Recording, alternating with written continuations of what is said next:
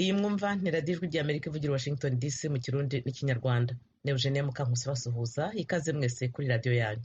Turahera ku makuru avugwa hirya no hino ku isi mugezweho na Aloyizi Bigirimana.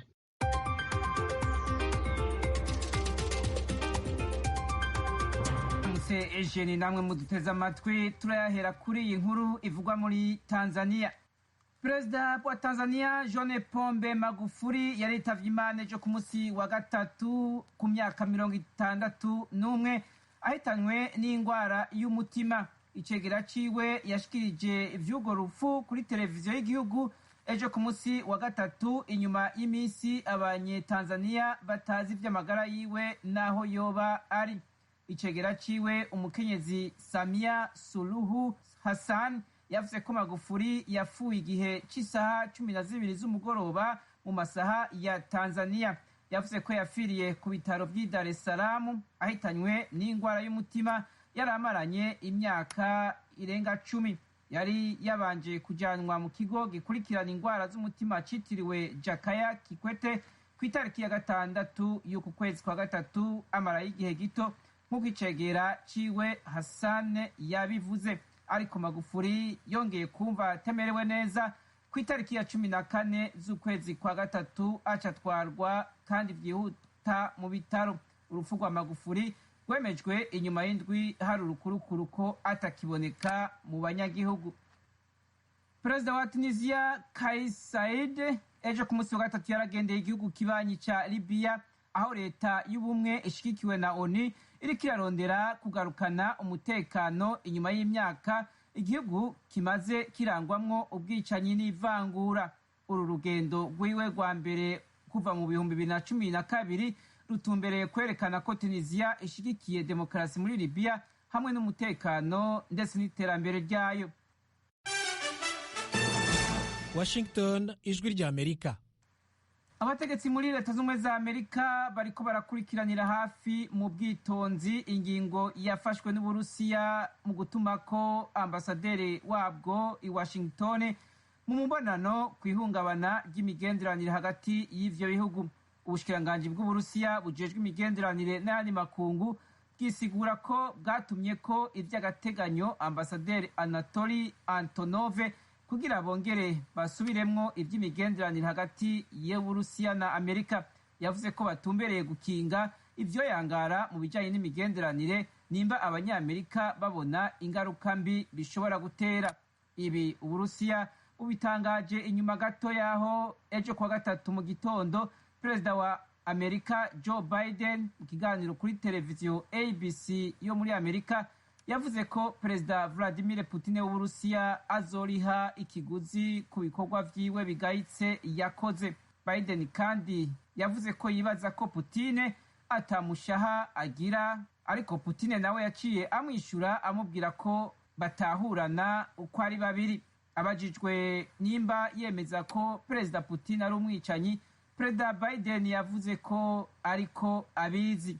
Biden imbere yaho yari yategetse ko hasohorwa raporo yari yagizwe ibanga n'iperereza ivuga ko ibimenyeshamakuru mu Burusiya n'abatera agasomborotso bakoresheje imbuga ngurukanabumenyi barimwo n'ababikoze bategetswe n'igendereza ry'Uburusiya.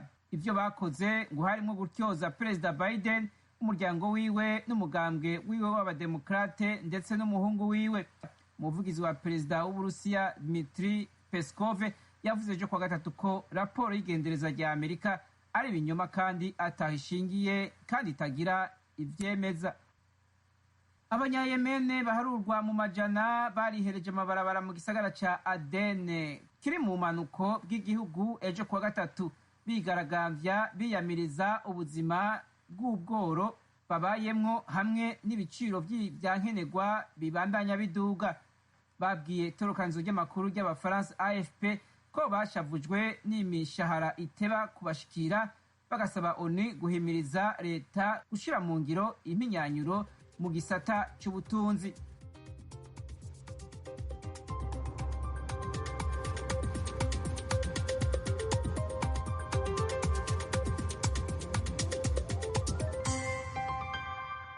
Aloyizi Bigirimana urakoze kutugezaho aya makuru.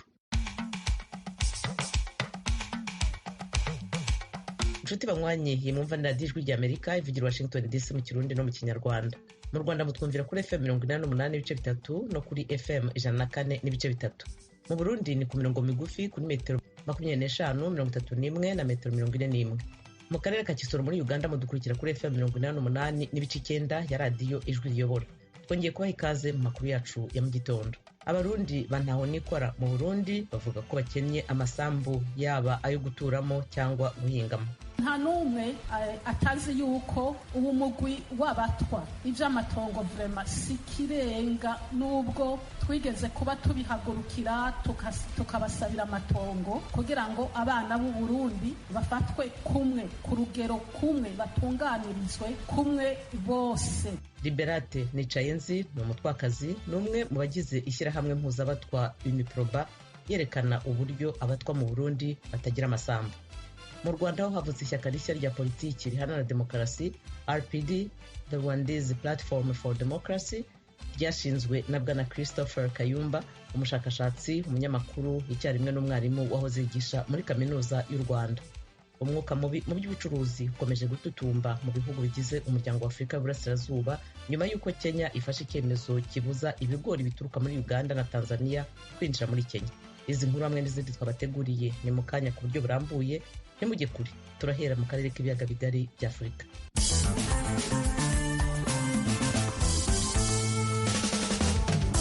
Bwana Christopher Kayumba, umushakashatsi, umunyamakuru, icyarimwe n'umwarimu wahoze yigisha muri kaminuza y'u Rwanda, yashinze ishyaka rya politiki riharanira demokarasi mu Rwanda RPD, The Rwandese Platform for Democracy.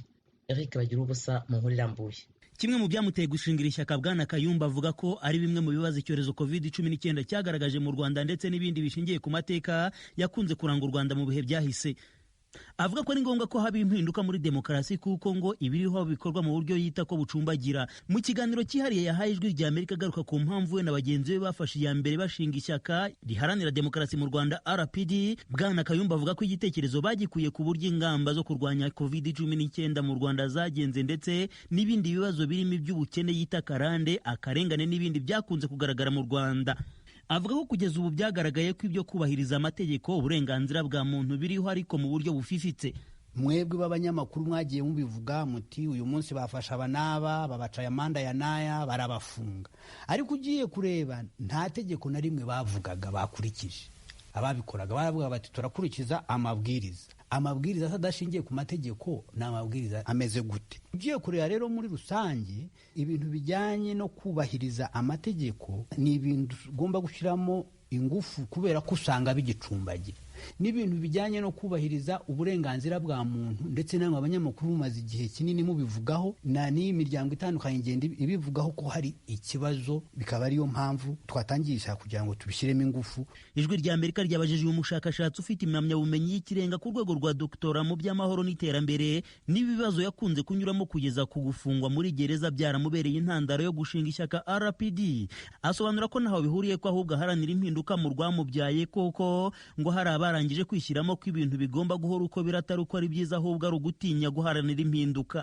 Ntabwo nari nigera ntekereza na rimwe kujya muri politike no gushinga ishyaka, kuko jewe ibyo nakundaga n'ibyo ngikunda ni ibintu bijyanye no kwandika, gusesengura, gukora ubushakashatsi no kwigisha. Impamvu rero narishinze ntayihuriye n'ibyo nanyuzemo bijyanye n'ibyo waruvuze, ahubwo nuko muri ubwo bushakashatsi maze imyaka 24 nkora, usanga abantu iyo babwiye uti kora iki kintu, nk'abanyapolitike najyaga nganira nabo bakakubwira bati kuki udakora iki, ati cyo ngicyo ugikoze rwose ubwo urabona wabishobora. Umunyamakuru wambwira uti mukora itangazamakuru rishingiye ku bunyamwuga n'iki, ati se muburiya uragira ngo wabikora ntabwo babikubuza.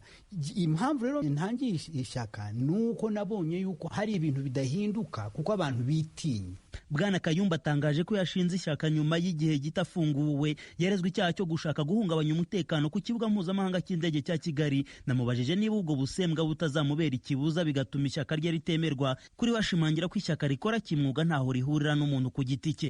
Ishyaka rikora mu buryo bwa kinyamwuga, ishyaka rishingiye ku bitekerezo byiza, ntabwo riba ari iry'umuntu, ahubwo ubu ngubu ugenda umuvugizi waryo rifite abandi banyamuryango benshi badafite umuziro n'umwe. Ese Bwana Kayumba uzwiho kutarya umunwa mu gutanga ibitekerezo bye mu bwisanzure, mwarimu, umushakashatsi icyarimwe n'umunyamakuru winjiye muri politiki, ntihazabaho kugongana kw'izo nshingano kuri nyir'ubwite? Ibyo byose bifite icyo bipfana muri politiki yinjiyemo. Ibyo maze imyaka myinshi nandikaho mu itangazamakuru ni ibintu bijyanye n'ubukungu bw'igihugu, ubutabera, ubukene n'ubukire, bifite aho bihuriye na politike ngiyemo.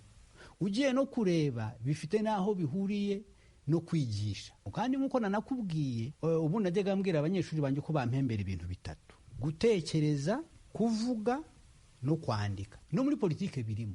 Mu bihe bitandukanye imiryango mpuzamahanga irengera uburenganzira bwa muntu yakunze kunenga u Rwanda ko rushyira amananiza adasanzwe ku washaka gushinga ishyaka rya politiki byongera itavuga rumwe n'ubutegetsi buriho. Bwana Kayumba akavuga ko biteze izo mbogamizi, ariko ko bazashyirwa bandikishije ishyaka ryabo rikemerwa mu rwego rw'amategeko. Kugira ngo umuntu agere ku cyo ashaka, ntabwo nemera ko atangirira ku byoroshye, kuko ibigoye nabyo biri mu bushobozi bwacu kubihindura.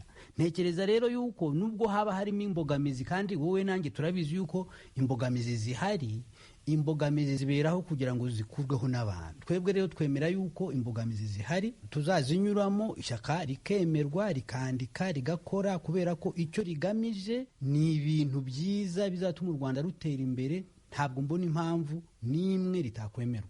Mu ntangiriro z'ukwezi kwa kabiri uyu mwaka nibwo Bwana Kayumba yari yandikiye Perezida Paul Kagame ibaruwa ndende ifunguye amugaragariza uruhuri rw'ibibazo byugarije Abanyarwanda birimo ibyihonyorwa ry'uburenganzira bwa muntu, ubukene n'ibindi. Yabwiye Ijwi ry'Amerika ko nta gisubizo yabonye haba mu nyandiko yewe no mu magambo, ariko ahitamo kudaceceka ashinga ishyaka azajya bigaragarizamo. Biteganijwe ko kuri uyu wa kane aribwo Bwana Kayumba nabo bari kumwe bazagira icyo babwira abanyamakuru kuri iri shyaka. Ni nabwo bazatangaza porogaramu politiki y'iri shyaka mu buryo bwemewe n'amategeko. Mu Rwanda hari amashyaka 11. Bagira ubusa, Ijwi ry'Amerika i Kigali. Bakunzi ba radiyo Ijwi ry'Amerika mutuye mu burasirazuba bwa Repubulika ya Demokarasi ya Kongo, turabararika kujya mukurikira ibiganiro byacu ku maradiyo akurikira: Radio Communautaire de la Voix de Mikeno Ibunagana ku murongo wa FM 99.7, Radio Ngoma ya Mani yo mu mujyi wa Baraka kuri FM 88.8, Radio Baraka FM nayo mu mujyi wa Baraka ku murongo wa FM 94.4, Radio Communautaire La Verite ikorera mu mujyi wa Kiwanja kuri FM 99.0. naho ku badukurikira muri mu majyepfo ya Uganda mwakumva ibiganiro byacu kuri Radio Ijwi Riyobora Voice of Muhabura ku murongo wa FM 88.9. Ni radiyo Ijwi ry'Amerika iminsi yose kuva ku wa mbere kugeza ku cyumweru.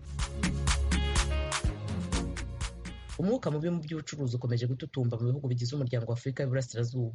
Ibi birakurikira icyemezo cy'igihugu cya Kenya cyari giherutse gufata kibuza ibigori bituruka muri Uganda na Tanzania kwinjira muri Kenya. Inkuru irambuye tuyibaze Ignatius Bahizi muri Uganda.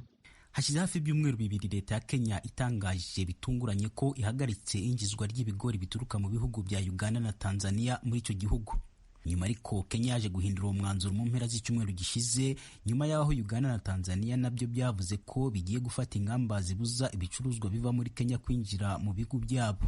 Ikigo cya leta ya Kenya gishinzwe ubuhinzi n'ubworozi cyari cyavuze ko ibigori bituruka muri ibyo bihugu byombi bitujuje ubuziranenge, nk'uko byagaragaye mu rwandiko rwanditswe n'umuyobozi ushinzwe ibiribwa n'ubuhinzi Kero Hasma. Ikigaragara ariko nuko ibikubiye muri iyo baruwa byari bitandukanye n'ibyo Minisitiri ushinzwe ubuhinzi n'ubworozi muri Kenya Bwana Peter Gitari Munya yavugiye mu nama y'abaminisitiri.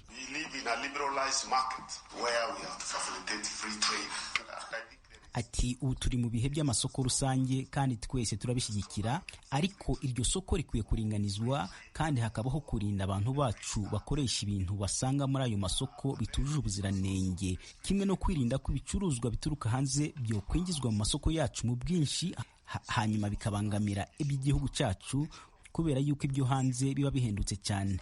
Icyo nicyo dushingiraho mu gihe dushatse kugabanya ibyinjira mu gihugu. Icyuko ibigori bituruka muri Uganda byingizwa muri Kenya bitujuje ubuziranenge ntabwo cyakiriwe neza ku ruhande rwa Uganda, ku buryo bamwe mu badepite bavuze ko ibigori bya Uganda bipimwa mbere y'uko byingizwa muri Kenya, kandi ko ibipimo bigaragaza ko byujuje ubuziranenge kurusha ibihingwa muri Kenya. Umudepite Abdu Katuntu avuga ko ari urwitwazo kugira ngo Kenya ibone uko yakingira abahinzi bayo. This is not about quality control, right, Honorable Speaker. Ati ibi ntaho bihuriye n'ubuziranenge butujujwe nyakubahwa perezida w'inteko, ahubwo Kenya yashatse kubuza ibigori byacu kugira ngo abahinzi ba Kenya bashobore kugurisha ibyabo byose. Leta niramuka itagize icyo ikora cyihutirwa ntacyo tuzunguka mu isoko rusange rya Afurika y'Uburasirazuba. What is going on? Icyumweru gishize cyose habaye amanama atandukanye mu nteko ishinga amategeko ya Uganda kuri iki kibazo, bamwe basaba ko Uganda nayo yafata umwanzuro wo guhagarika ibintu bituruka muri Kenya byinjizwa muri Uganda. Uganda government should with immediate effect ban the imports of Kenya agriculture products. Ati leta ya Uganda igomba guhita ihagarika ibintu bituruka muri Kenya nk'umuceri, imbuto hamwe n'ibirayi. Because they use more toxic than Uganda. Umudepite Odong George wa Uganda mu nteko ishinga amategeko y'umuryango wa Afurika y'Uburasirazuba yemeza ko icyemezo cya Kenya cyari kinyuranyije n'amasezerano ahuza amasoko y'uwo muryango. Kenya is within their right to say would like to regulate on the basis. Ati n'uburenganzira bwa leta ya Kenya kugenzura ubuziranenge bw'ibintu byinjizwa mu gihugu cyabo kuko biri no mu masezerano yashyizeho isoko rusange, ariko ntabwo byemewe iramutse bikoze mu rwego rwo gukumira ibintu bituruka hanze, na niyo mpamvu ubuyobozi bukuru bw'umuryango wa Afurika y'Uburasirazuba bwabandikiye bubibutsa inshingano zabo muri ayo masezerano, bubibutsa ko icyemezo icyo ari cyo cyose gishobora guhungabanya ubucuruzi hagati y'ibyo bihugu kigomba gutangazwa habura iminsi 60 kugira ngo gishyirwe mu bikorwa. 60 days before its implementation. Ageze ijambo ku gihugu mu ijoro ryo ku cyumweru, Perezida Museveni yavuze ko atemeranya n'inteko ishinga amategeko ko Uganda yakwihorera ihagarika ibicuruzwa bya Kenya kwinjira muri Uganda. When I had a chance to read Uganda, one of the other things I did was to work with Moi. Ati ntangiye kuyobora Uganda, ikintu nabanje kwibandaho kwari gukorana n'abaperezida bari icyo gihe bo muri Kenya na Tanzania kugira ngo tuvugurure isoko rusange hagati y'ibihugu byacu. Ubu iryo soko rirakora kandi Uganda irimo kuribona mu nyungu nyinshi cyane. Rero ntabwo nemeranya n'abadepite bavuga ngo dufunge isoko ryacu ku bicuruzwa bituruka muri Kenya. Kwihorera ntabwo ari igitekerezo cyiza kuko cyongera imbaraga abashaka umuryango wacu ngo usenyuke. It plays in the hands of want us to break up. Si ubwa mbere Kenya, Uganda na Tanzania bigirana ibibazo bijyanye n'ubucuruzi. Kuva mu mwaka ushize, Kenya yahagaritse amwe mu mata yaturukaga muri Uganda ivuga ko ahendutse cyane ku buryo yagurwaga kuruta ayo muri Kenya yari ku giciro cyo hejuru. Icyo gihe yanahagaritse inkoko n'amagi bituruka muri Uganda na Tanzania. Kuba Uganda imaze gutera imbere mu rwego rwo kubaka inganda zikora ibintu bitandukanye, bivuze ko igihugu kitacyakira ibicuruzwa byinshi bituruka muri Kenya. Minisiteri ya Kenya ishinzwe ibiribwa mu mpera z'icyumweru gishize yemeye ko ibigori bituruka muri Uganda na Tanzania bisubira kwinjizwa muri Kenya, ariko bigaherekezwa n'impapuro zihamya ko byujuje ubuziranenge. Ignatius Sibahizi, Ijwi ry'Amerika, Uganda. Iwanyu mu ntara. Iwanyu mu ntara ni ikiganiro kibashikiriza amakuru avugwa ahanini mu ntara no mu makambi y'impunzi z'Abarundi ari muri Tanzania, mu Rwanda, muri Uganda no muri Repubulika Iharanira Demokarasi ya Kongo. Iwanyu mu ntara nakaryo Ijwi ry'Amerika riha umunyagihugu aho aherereye ku gatumba mu ikambi kugira yagira abandi uko abayeho mu buzima bwiwe bwa minsi yose. Iwanyu mu ntara ni cyanyu. Tuyagire mwisanzuye ku Ijwi ry'Amerika. Ni kuva ku wa mbere gushika ku wa gatanu kuva isaha 7 gushika isaha 7:30 z'umutaga. Iwanyu mu ntara, iwanyu mu ntara, iwanyu mu ntara.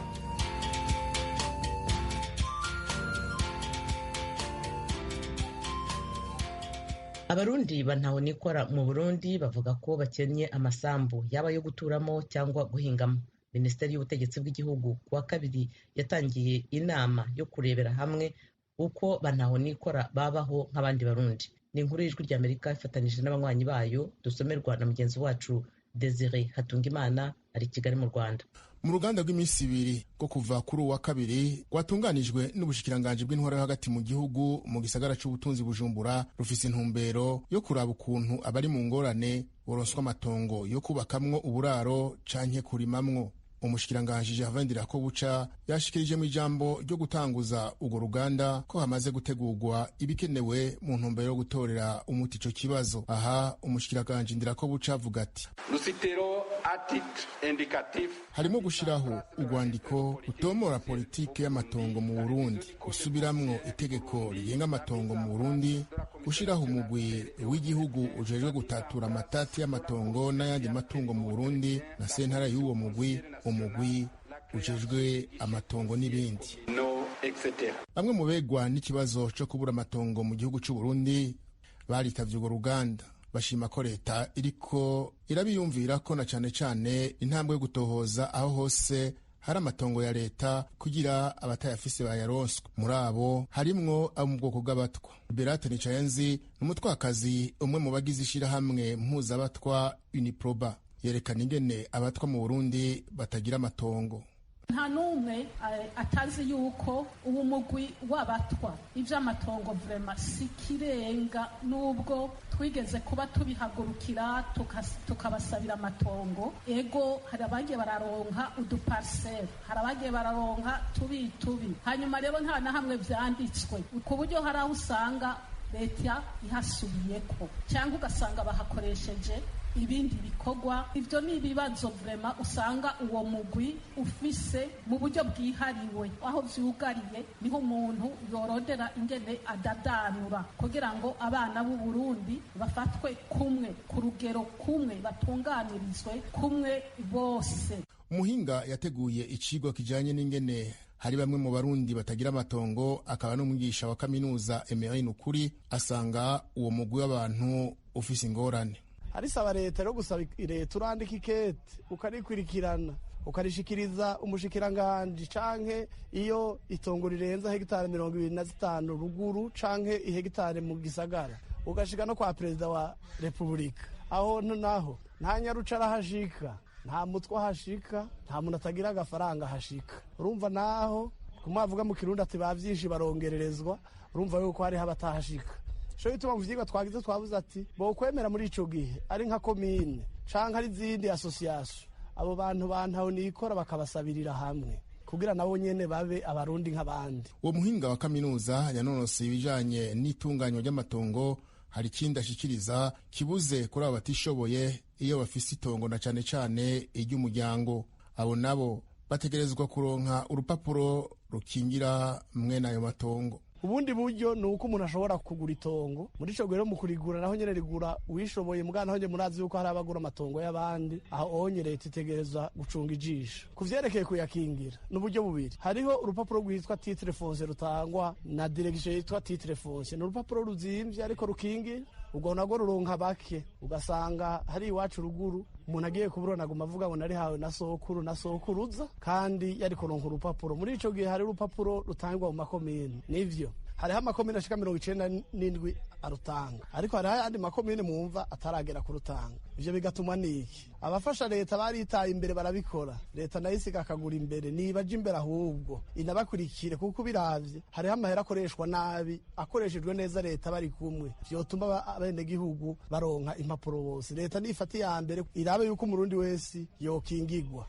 Ishiramwe mpuzabatwa Uniproba ryaserukiwe muri urwo ruganda rifise ico risaba ku bijanye n'abo batishoboye mu kuronswa amatongo, nuko hatoba umwana n'ikinono nk'uko bisabwa na Liberata Nicayenzi wo muri iryo shirahamwe. Ayo maserivise ariho kugira agire ikimazi abarundi, kandi kugira ngo akureho ikibazo cy'amatongo n'umutekano w'abarundi ujanye n'ivy'amatongo, kuko murazi ko ari ikibazo nkoramutima. Nk'abatwa nabo nyene vrema n'abandi ba vulnerable, ikibazo cyabo cogenda cigigwa rimwe n'aba barapatriye mwamaze guprograma n'abadeplace, hanyuma bikabadiriwe une fois pour toutes, inyishu zikaboneka. Abegwa n'ico kibazo c'amatongo mu Burundi bagizwe n'abahunguka bavuye mu bihugu bibanye, abahungiye mu gihugu hagati, abo mu bwoko bw'abatwa, abagendana ubumuga nk'abanyamwema, hamwe n'abigeme batagiye kubaka izabo nk'uko bishikirizwa n'ubushikiranganje bujejwe intwaro yo hagati mu gihugu. Turabaramukije bakunzi namwe banywanyi b'ijwi rya Amerika. mu ntumbero yo kuronka amakuru y'imvaho kandi agezweho dushobora gusangiza n'abanywanyi bose, ni ngombwa ko tubandanya gukorera hamwe mu kuronka amakuru yizewe kandi twosangiza abatwumva. Kubera iyo mvo, Ijwi ry'Amerika ribasaba ko mwobandanya kudushikiriza amakuru, amafoto, amavideo y'ibibera aho mutuye, aho mukorera, aho mwiga n'aho mugendera. Mudushikiriza n'ibindi vyiyumviro n'ivyifuzo mufise vyo dufasha kubandanya tubashikira ku nyota y'ibibaraje ishinga mukoresheje urubuga rwa Facebook VOA Radio Yacu canke inomero yacu ya WhatsApp ikurikira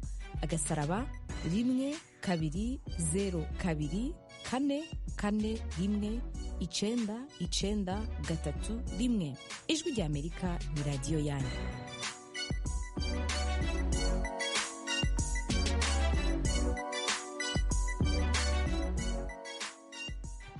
nyuma y'uko ibihugu bimwe na bimwe byo ku mugabane w'uburayi bihagaritse urukingo rwa covid-19 rwa AstraZeneca kubera ubwoba batewe n'uko rushobora kuba rutera ukwipfundika kw'amaraso, umugenzuzi w'ubuvuzi ku mugabane w'uburayi yavuze ko kuri uyu wa kane atangaza ibyavuye mu bushakashatsi kuri iki kibazo. Inkuru mugezwaho na timu Ishimwe.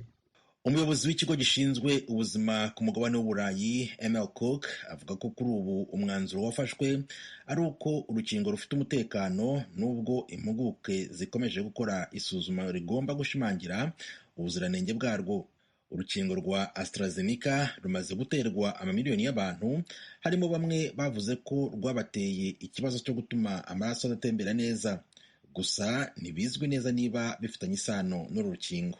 Ikigo gishinzwe kugenzura imiti nacyo cyakoresheje impuguke mpuzamahanga kugira ngo zisuzume, nyuma nacyo kikazareba niba koko hari ibibazo byabayeho.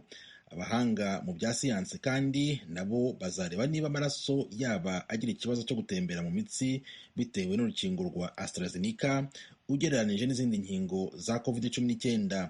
Nyuma y'ibi bibazo bivugwa kuri uru rukingo, ibihugu nka Sweden na Latvia biri mu biheruka kwiyongera ku bihugu birenga 10 byo ku mugabane w'uburayi byahagaritse by'agateganyo urukingo rwa AstraZeneca. Minisitiri w'ubuzima mu Bufaransa Olivier Véran yavuze ko Ubufaransa nabwo bwahagaritse urukingo rwa AstraZeneca ku wa mbere. Yasobanuye ariko ko yizeye ko ubukangurambaga bw'inkingo za AstraZeneca buzakomeza vuba mu gihe hagitegerejwe icyemezo cyiza cy'ikigo gishinzwe ubuvuzi ku mugabane w'uburayi. Bwana Véran ubwe nyuma yo gufata uru rukingo yakanguriye abaturage b'Abafaransa kutagira impungenge zarwo. Ishami ry'umuryango w'abibumbye ryita ku buzima OMS rirashishikariza abantu gukomeza gufata uru rukingo mu gihe hagitegerejwe ibimenyetso binyuranye bishobora gutuma rudakomeza gukoreshwa. Ibihugu byinshi byemereye ikoreshwa ryabyo, harimo Ububiligi bwavuze ko kutarukoresha byaba ari ukutita ku bintu, ni mu gihe ariko Amerika yo itaratangira kurukoresha. Perezida w'ishyirahamwe ry'abaganga bo mu Bufaransa Dr Jean Paul Hamon yatangarije televiziyo y'Abafaransa ko icyemezo cyo guhagarika ikoreshwa ry'uru rukingo cyagaragariye cyane mu ndorerwamo ya politike aho gutekereza ku buvuzi. Kuri ubu ihagarikwa ry'inkingo rishobora kuba atari cyo cyemezo cyiza cyo gufata mu bihugu bimwe na bimwe by'uburayi, mu gihe nk'Ubutaliyani ubu bwamaze gusubira mu bihe bidasanzwe byo gufunga ibintu byose. Ibihugu nk'Ubufaransa n'Ubudage nabyo bishobora gukurikira bidatinze. Guhagarika ikoreshwa ry'urukingo rero byarushaho kudindiza gahunda yo kurwohereza mu bindi bihugu 27 bigize umuryango w'ibihugu by'uburayi. Ibi bihugu ubu byasigaye inyuma ya Amerika, Israeli, Bahrain n'Ubwongereza bimaze gukingira abantu babyo benshi. Nubwo bemeye ko bakoze amakosa, abategetsi b'uburayi bashyira zimwe mu ngorane kuri sosiyete AstraZeneca ubwayo ikora inkingo nkeya. radiyo ijwi ry'Amerika i Washington DC mu Kirundi no mu Kinyarwanda. Amakuru n'ibiganiro by'ijwi ry'Amerika murabisanga kuri interineti kuri wa3.radio.voa.com, kuri Facebook na Twitter muradusanga kuri VOA Radio Yacu. Nshuti mwari muduteze amatwi, aha niho dusoreje amakuru n'ibiganiro twari twabateguriye muri iki gitondo, ariko tunabararikira ibiganiro byacu bitaha. Tubashimiye rero ko mwahisemo gukurikira radiyo yanyu ijwi ry'Amerika. Bakoze kandi bagenzi banjye bose bagize uruhare muri ibi biganiro. Byari bihagarariwe na Edi Rwema, amajwi yashyizwe hamwe na Fasil Gebehu, kuri mikoro mwari kumwe nanjye Eugenia Mukankusi. Tubasezeye tubifuriza mwese amahoro n'amahirwe muri byose aho muri hose. mukomeze kandi kwirinda icyorezo cya virusi ya korona.